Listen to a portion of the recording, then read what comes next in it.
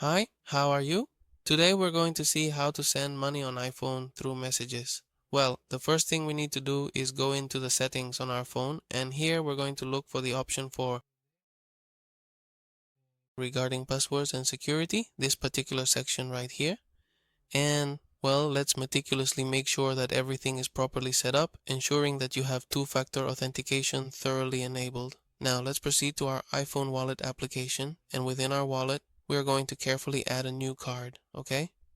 Once this card is successfully added, what we're going to do is, after it's securely linked, we will then proceed to add sufficient funds to our Apple Pay account.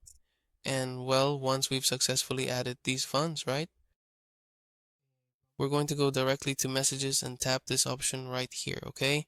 Which is basically for sending or receiving money, okay? We are going to set the amount here, and then we send the money. The other person just needs to tap the message to receive the money. It's really simple. If this video helped you, please comment and subscribe.